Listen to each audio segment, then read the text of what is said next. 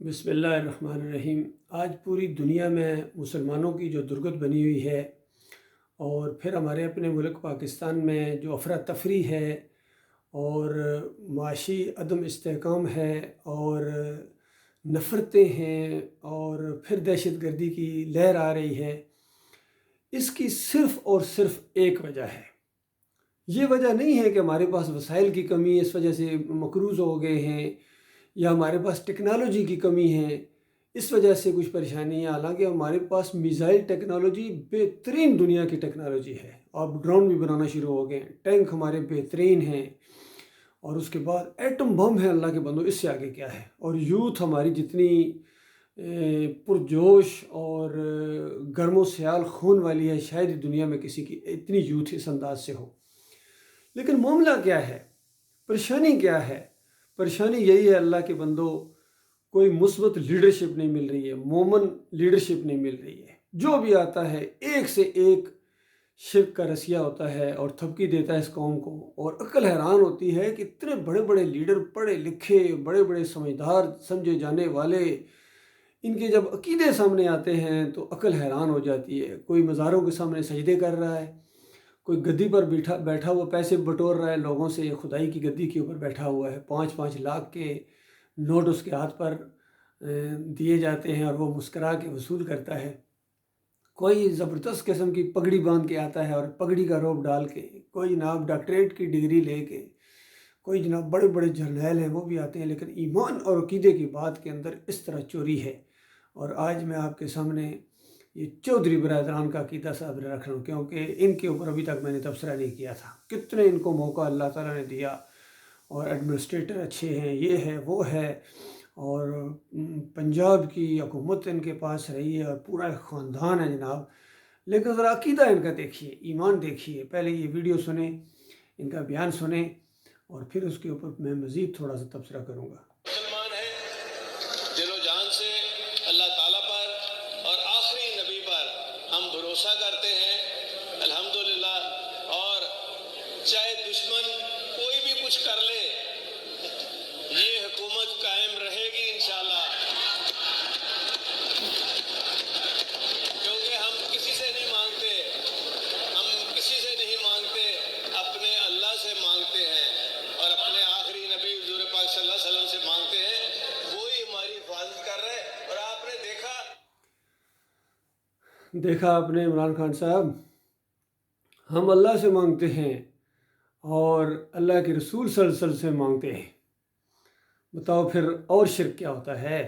کہاں گیا آپ کا ایاک نعبد و ایاک نستعین؟ اور کہاں گئے فضل الرحمان صاحب؟ کہاں گئے طارق جمیل صاحب؟ کہاں گئے تقی عثمانی؟ کسی کا بیان آیا ہے اس کے خلاف کہ یہ شرک ہے؟ کیسے وہ اس کے اوپر بیان دے سکتے ہیں، جبکہ ان کے خود اپنے بڑے، تقی عثمانی کے بڑے محمود الحسن صاحب تفسیر شبیر احمد عثمانی کے پہلے صفحے کے اوپر یہ شرک لکھ چکے ہیں۔ کہتے ہیں ایاک نعبد و ایاک نستعین، اللہ ہی کی عبادت ہے اور اللہ ہی سے مدد مانگنا ہے، لیکن اس کے کسی مقبول بندے کو، پیارے بندے کو خالص واسطہ رحمت الہی سمجھ کر اگر پکارا جائے اس کو مدد کے لیے، تو یہ بھی اسی کے اندر، یہ اللہ ہی کو پکارنا ہے۔ یعنی اب پیارا بندہ نبی علیہ السلام سے زیادہ کون ہو سکتا ہے؟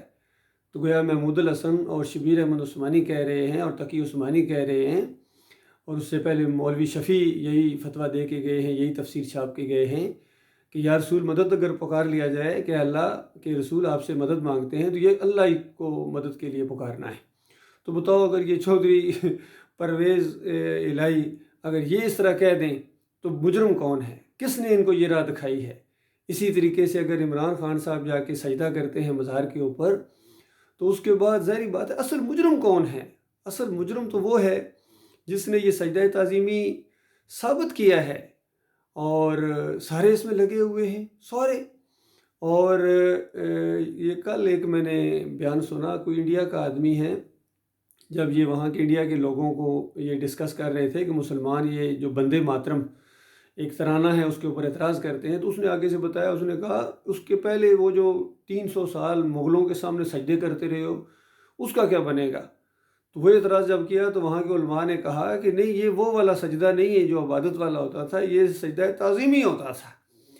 تو اس انداز سے انہوں نے سارا معاملہ کہ یہ سجدہ تعظیمی جو ثابت کرتے رہے ہیں، چاہے ہمارے محمد حنیف صاحب ہوں، دعوت القرآن کے اندر انہوں نے سجدہ تعظیمی ثابت کر دیا، ابن کثیر نے بھی اس سے پہلے کیا، اور یہ سارے اسی کو سجدہ تعظیمی، ڈاکٹر اسرار سجدہ تعظیمی کے قائل، اور ڈاکٹر علامہ طاہر القادری سجدہ تعظیمی کے قائل، یہ طارق جبیل سجدہ تعظیمی کے قائل، تقی عثمانی سجدہ تعظیمی کے قائل، یعنی سجدہ کرو، پورا ڈنڈوت کرو ہندوؤں کی طرح اپنے مہاراج کے سامنے، ان باباؤں کے سامنے یا کسی کے بھی سامنے، اور کہو کہ یہ عبادت والا سجدہ نہیں ہے، یہ تعظیم والا سجدہ ہے۔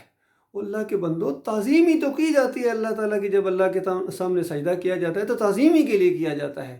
یہ پوزیشن بنانا، رکوع کرنا یا اس طرح قیام کرنا اللہ کی قیام کی طرح، اللہ کے سامنے قیام کی طرح، اور رکوع کرنا اللہ کے سامنے رکوع کی طرح، یا سجدہ کرنا اللہ کے سامنے سجدہ کی طرح، اور پھر کہنا یہ سجدہ تعظیمی ہے، اور یہی شرک ہے، یہی شرک ہے۔ آج سب اس کے رکھوالے بن گئے۔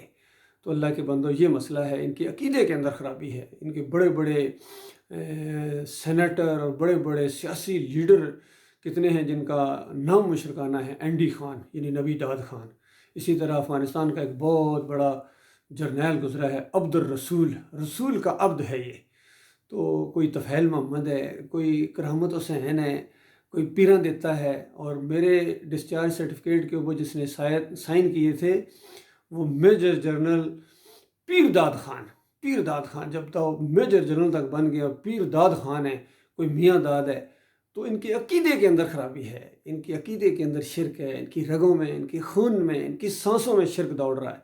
اسی وجہ سے اللہ کی رحمت روٹھی ہوئی ہے اللہ کے بندوں، اور یہ دنیا کی ذلت اور خواری۔ تو یہ چند روزہ ہے، مرنے کے ساتھ وہ آگ لگنے والی ہے۔ جو مرتا جا رہا ہے، چاہے وہ سونے کے دروازے لگانے والے ہوں اور جنتی دروازے بنانے والے ہوں، یا اور نعرے لگانے والے ہوں، یا علی مدد، یا رسول مدد، یا غوث مدد، پھر 11ویں، پھر 12ویں، پھر 10 محرم کی حلیم گھوٹی جا رہی ہے، پھر گھوڑے کی پوجا ہو رہی ہے۔ کوئی گائے کی پوجا کرنے والا جہنمی ہے اور گھوڑے کی پوجا کرنے والا جنتی ہے۔ اندازہ لگاؤ، ان کا معیار دیکھو، انصاف دیکھو ان کا۔ ہمارے ex prime minister Imran Khan صاحب ہمیشہ انصاف کا رونا روتے ہیں کہ جب تک انصاف نہیں ہوگا، اللہ کے بندوں سب سے پہلے اللہ کے ساتھ انصاف کرو۔ تم اللہ کے ساتھ انصاف نہیں کرتے ہو، اللہ کے سامنے جاتے ہو، کہتے ہو یا اللہ تیرے بندے ہیں، اور پھر جیسا ہی کوئی مزار آئے، کوئی قبر آئے، چادر ہری نظر آ جائے کسی درخت کے ساتھ لٹکی ہوئی، سرخ چادریں کسی درخت کے ساتھ لٹکی ہوئی نظر آ جائیں، تو یہ گبرو جوان اور اس کی گردن وہاں جھک جاتی ہے۔ اور اگر روڈ پاس سے گزر رہی ہے اور میوزک چل رہا ہے، ویسے اللہ سے نہیں ڈرتا یہ ڈرائیور اور یہ کنڈکٹر اور یہ عوام، لیکن جیسا مزار آئے، جیسے کوئی ہری جھنڈی نظر آ جائے، وہاں پیلی جھنڈی نظر آ جائے، پیلا پٹکا نظر آ جائے باندھا ہوا، اس کا میوزک بھی بند ہو جاتا ہے اور تھوڑا سا ایسے جھک جاتا ہے۔ اور اللہ کے بندو، یہ اللہ کے ساتھ بہت بڑا شرک ہے، بہت بڑی اللہ کی غیرت کو للکارنا ہے۔ للہ توبہ کرو، معافی مانگو، اور سمجھو کہ پاکستان کا مطلب کیا۔ یہ جو نعرہ لگایا گیا تھا، یہ سیاسی انداز سے لگایا گیا تھا، اور نہ نعرہ لگانے والے اس لا الہ الا اللہ کا معنی جانتے تھے، اور نہ پیچھے جواب دینے والے اس کو جانتے تھے، نہ اب ہماری آنکھوں کے سامنے جو پھر ایک فریب دیا جا رہا ہے کہ اب حقیقی آزادی ہم آپ کو دلائیں گے۔ میں آپ کو کلمے کا مطلب بتاتا ہوں، کلمے کا مطلب خود نہیں ان کو معلوم، اور یہ حقیقی آزادی دلائیں گے۔ کوئی حقیقی آزادی نہیں ہے جب تک ایمان عقیدہ بالکل صاف نہیں کر دیا جاتا ہے۔ باقی اسی طرح غلام کے غلام رہو گے، بلکہ غلاموں کے غلام رہو گے، اور ایک اگلی نسل آئے گی، وہ غلاموں کے غلاموں کے غلام ہوں گے، اور حقیقی آزادی صرف کلمہ توحید کی وجہ سے آئے گی، شرک کے رد کی وجہ سے آئے گی، طاغوت کے نشاندہی کی وجہ سے آئے گی۔ یہ سارے کے سارے طاغوت ہیں جنہوں نے ایمان کے راستے میں روڑے اٹکائے ہیں، جنہوں نے کفر و شرک سکھایا ہے، اور جنہوں نے امت کو اس مزار پرستی، قبر پرستی اور یہ جو غیر اللہ کی نظر و نیازیں ہیں، پکارے ہیں، ان کو وہ ثابت کر رہے ہیں یا ان کے اوپر جمے ہوئے ہیں۔ یہ اصل مجرم ہیں، یہ اصل اللہ کی رحمت کے راستے میں روڑے ہیں۔ جب تک ان روڑوں کو ہٹا نہیں جائے کوئی خیر نہیں آ سکتی۔ پاکستان بن ہی نہیں سکتا ہے۔ پاکستان کا مطلب پاکستان، پاک سرزمین، شادباد جو کہتے ہیں، پاک سرزمین۔ تو یہ پاک اس وقت ہوگی جس دن آخری مزار گرے گا، جس دن آخری چادر چڑھانے والا وہ سرنڈر کرے گا، اور پیری مریدی کا خاتمہ ہوگا، جمہوریت کا خاتمہ ہوگا، اور خالص اللہ کا قانون نافذ ہوگا۔ اور یہ بھیک مانگنے سے نہیں آتا ہے، خلافت کا قائم کر دو جی، یہ کر دو، کچھ ایسے تحریکیں بھی اٹھی، خلافت قائم کر دو۔ کیسے قائم کر دو؟ وہ جو مدینہ میں خلافت قائم ہوئی تھی وہ کیسی ہو گئی تھی؟ 13 سال مکہ میں ماریں کھانا پڑی تھی، دیس نکالے دیے گئے تھے، اور پھر آگے جا کے اسلامی ریاست بنی تھی، مدینہ کی ریاست بنی تھی، تب یہ معاملہ ہوا تھا۔ آج بہت بڑا یہ فراڈ کیا جاتا ہے، اس سے پہلے ہمارے جنرل حمید گل صاحب بھی کہتے رہے ہیں مدینہ ریاست مدینہ کی طرح، اور عمران خان صاحب بھی کہتے ہیں مدینہ کی طرح، لیکن ایمان عقیدہ نہیں بنائیں گے مدینہ والوں کی طرح، ایمان عقیدہ بناتے ہیں مشرکین مکہ کی طرح اور کہتے ہیں مدینہ ریاست بنا دیں گے۔ یہ بہت بڑی خام خیالی ہے، بہت بڑا دھوکہ ہے جو اپنے آپ کو اپنی قوم کو دیا جا رہا ہے اور مسلمانوں کو دیا جا رہا ہے، اللہ کو دیا جا رہا ہے، اور گھوم پھر کے بات آپ کی اپنی طرف ہی آتی ہے، خود اپنے آپ کو دھوکہ دے رہے ہو۔ تو للہ ترس کھاؤ اپنی جانوں کے اوپر، اپنے بیوی بچوں کے اوپر، اپنی قوم کے اوپر، کب تک ان کو فراڈ کرتے رہو گے؟